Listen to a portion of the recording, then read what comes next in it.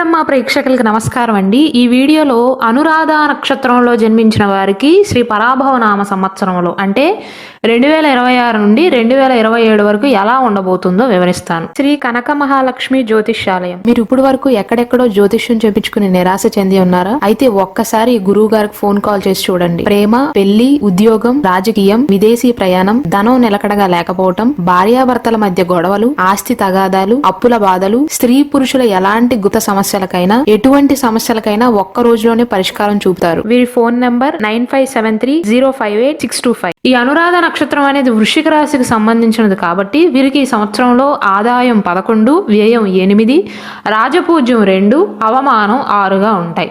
వీరికి ఈ సంవత్సరంలో ఏలినాటి శని కానీ, అష్టమ శని కానీ, అర్ధాష్టమ శని కానీ, సప్తమ శని కానీ ఏమీ కూడా జరగట్లేదు. అంటే శని యొక్క పీడ అనేది లేదండి. అయితే శని 5వ స్థానంలో ఉండటం వల్ల అనురాధ నక్షత్రంలో జన్మించి ఎవరైతే సంతాన ప్రయత్నాలు చేస్తున్నారో వారికి ఆలస్యం అనేది ఉంటుందండి. ముందుగా ఈ సంవత్సరంలో జూన్ 2వ తారీఖు వరకు ఎలా ఉంటుందంటే, మొదట్లో వీరికి గురువు అష్టమ స్థానంలో ఉంటాడు. దానివల్ల ఏమవుతుందంటే ఖర్చులు పెరుగుతాయన్నమాట మొదటి 6 నెలల సమయంలో. అలాగే అప్పులు చేయకుండా జాగ్రత్తలు తీసుకోండి. పెట్టుబడులు వాయిదా వేసుకోవటం మంచిది. అంటే ఎక్కడైనా అధిక మొత్తంలో పెట్టుబడి పెట్టకపోవటమే మంచిది జూన్ మాసం వరకు. మళ్ళీ జూన్ తర్వాత పెట్టుకోవచ్చు. అలాగే మీ ఆర్థిక లావాదేవీలలో అయినా అవతలి వారి ఆర్థిక లావాదేవీలలో అయినా సరే వేలు పెట్టకపోవటం మంచిది. అంటే నేను చెప్పదలుచుకున్నది జూన్ మాసం వరకు అష్టమంలో గురువు ఉండటం అనేది మంచిది కాదు. కాబట్టి అనురాధ నక్షత్రంలో జన్మించిన ఆడవారైనా మగవారైనా సరే ఎక్కువ మొత్తంలో డబ్బు ఎక్కడైనా పెట్టుబడి పెట్టాల్సి ఉన్నా లేదా లావాదేవీలు చేయాల్సి ఉన్నా ఆ విషయాల్లో మాత్రం చాలా జాగ్రత్తగా ఉండాలి. వీలైతే అటువంటి ప్రయత్నాలను వాయిదా వేసుకోవటం మంచిదండి. అలాగే అనుకోని సంఘటనలు చోటు చేసుకునే అవకాశాలు ఉంటాయి. అనురాధ నక్షత్ర జాతకులు బయటికి వెళ్ళేటప్పుడు మాత్రం జూన్ మాసం వరకు జాగ్రత్తలు తీసుకోవాలి. 4వ ఇంట్లో రాహువు, 8వ ఇంట్లో గురువు ఉన్నారు. ఈ 2 స్థానాలు మీకు అనుకూలం కాదండి. 5వ ఇంట్లో శని మీకు పూర్తిగా అననుకూలించట్లేదు, అనుకూలమే. కాకపోతే ఈ 2 గ్రహాల యొక్క ప్రభావం వల్ల, రాహువు గురువుల యొక్క ప్రభావం వల్ల మీకు మీ తల్లిగారికి మధ్య బాండింగ్ అనేది పాడవకుండా జాగ్రత్తలు తీసుకోండి. కుటుంబ సభ్యుల యొక్క సహాయ సహకారాలు అనేవి అనురాధ నక్షత్ర జాతకులకు లోపించినట్లుగా వారికి అనిపిస్తుంది. అంటే కుటుంబ సభ్యులు నాకు సహకరించట్లేదను, వారి మీద ప్రేమ తగ్గినట్లుగా వారికి అనిపించటం, ఇలాంటి అపోహలు అనేవి ఎక్కువ అవుతాయన్నమాట. సంతాన పరంగా చూసుకున్నట్లయితే నేను ఇంతకుముందు చెప్పినట్లుగా 5వ ఇంట్లో శని, అష్టమంలో గురువు ఉండటం వల్ల సంతాన ప్రయత్నాలు ఆలస్యం అవుతాయి.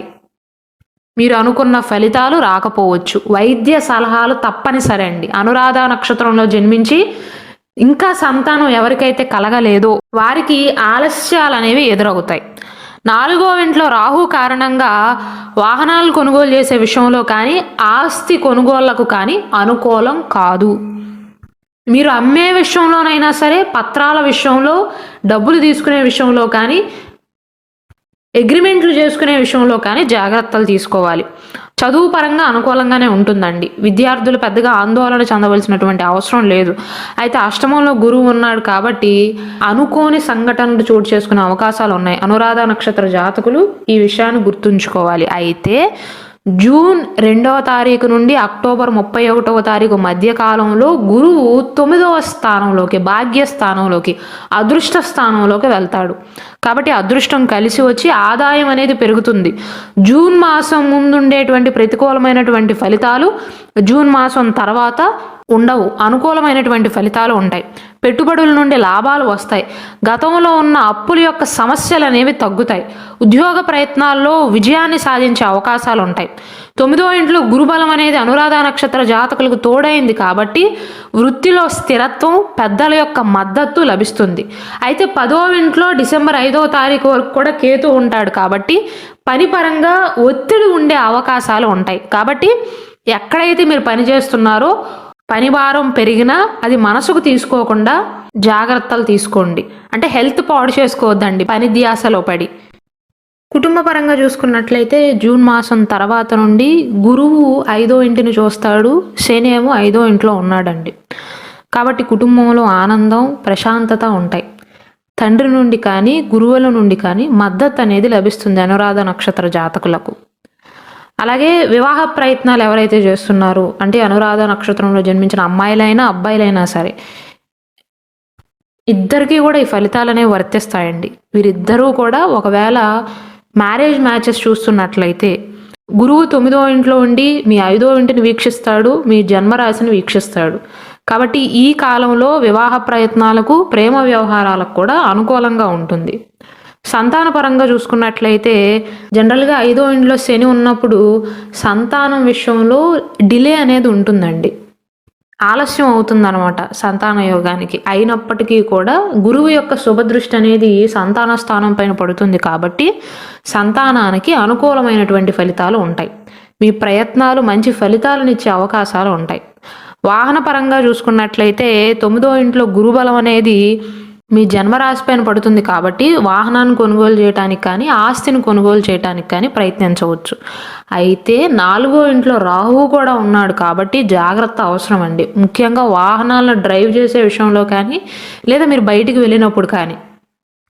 అలాగే ఎవరైతే చదువుకుంటున్నారో అనురాధ నక్షత్రంలో జన్మించి వారికి కూడా అనుకూలమైనటువంటి ఫలితాలు ఉంటాయి. శని ఉన్నాడు కాబట్టి మీరు చదివిన చదువుకి ఖచ్చితంగా ప్రతిఫలం లభిస్తుంది, కానీ ఆలస్యం అవుతుంది.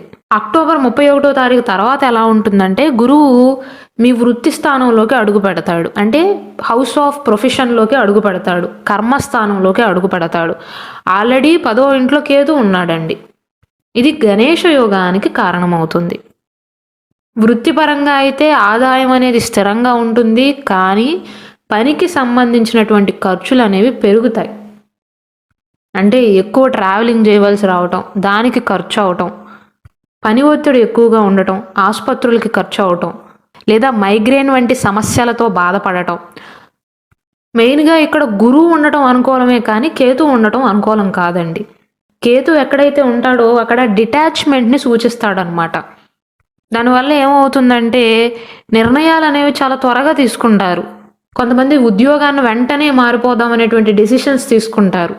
కొంతమంది ఏమో ఉద్యోగాన్ని విడిచిపెట్టేసి వ్యాపారం పెట్టుకుందాము, అప్పుడైతే ఎవరికి ఆన్సర్ చేయవలసినటువంటి అవసరం లేదు, నాకు ఏ టైంకి నచ్చితే ఆ టైంకి చేసుకోగలుగుతాననేటువంటి ఆలోచనలతో త్వరగా నిర్ణయాలను తీసుకునే అవకాశాలు ఉన్నాయి. కాబట్టి వాటి విషయంలో జాగ్రత్తలు తీసుకోండి తప్ప గురువు ప్లస్ కేతువు 10వ ఇంట్లో ఉండటం కొంతవరకు అనుకూలమే.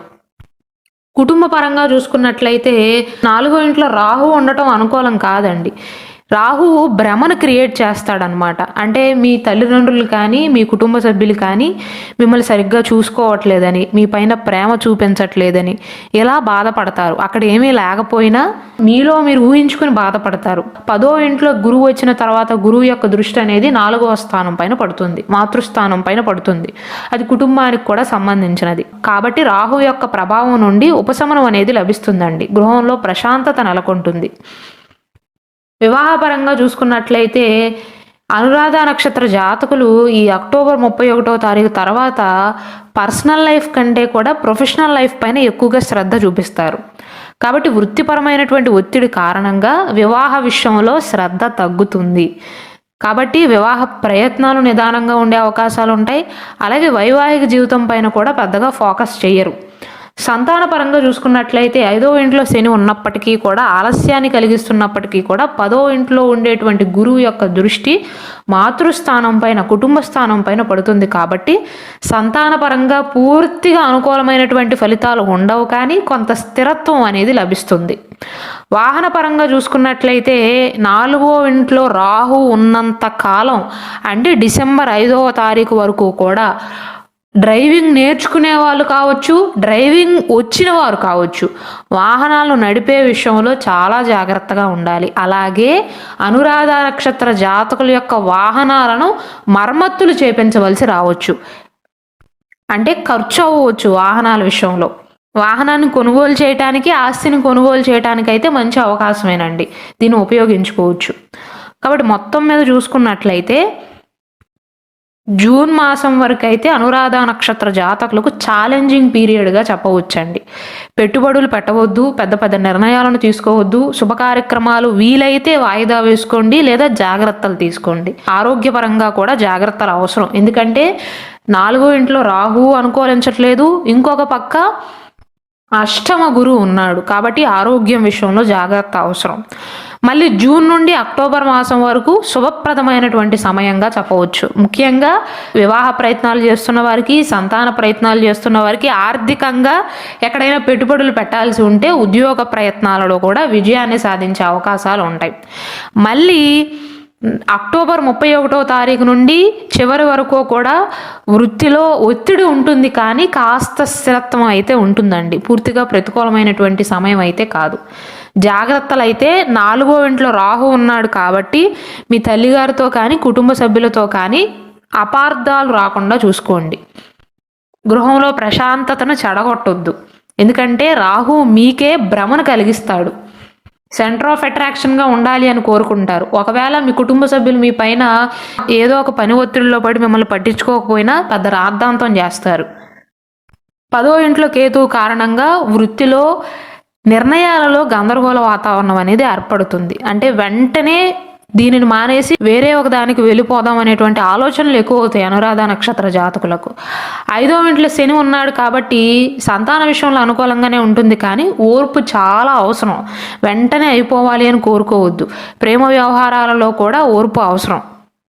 ఒకవేళ అనురాధ నక్షత్ర జాతకులకు వారి బర్త్ డీటెయిల్స్ కంప్లీట్గా తెలిసినట్లయితే, date of birth, time of birth, place of birth అన్నీ ఉన్నట్లయితే మీ జాతకం ప్రకారం, అంటే ఉదాహరణకు ఒక 10-15 మంది ఈ నక్షత్రంలోనే ఒకే పాదంలో జన్మించినప్పటికీ కూడా అందరికీ ఒకే రకమైనటువంటి జాతకం అంటే 100కు 100% ఉండదండి. కాబట్టి మీ పర్సనల్ జాతకం ప్రకారం మీరు జన్మించినటువంటి కరెక్ట్ టైం బట్టి ఏ రత్నం అయితే మీకు అనుకూలంగా ఉంటుందో, జీవితంలో అడ్డంకులను తప్పిస్తుందో, ఏ గ్రహం బలపడితే మీకు అనుకూలమైనటువంటి ఫలితాలు ఉంటాయో దానికి సంబంధించినటువంటి జాతక రత్నం కావాలి అన్నా, జాతక రుద్రాక్ష కావాలి అన్నా, కరుంగలిమాల కావాలి అన్నా ఇక్కడ డిస్ప్లే అవుతున్న మా వాట్సాప్ నెంబర్కి మెసేజ్ చేసి ఆర్డర్స్ చేసుకోవచ్చు.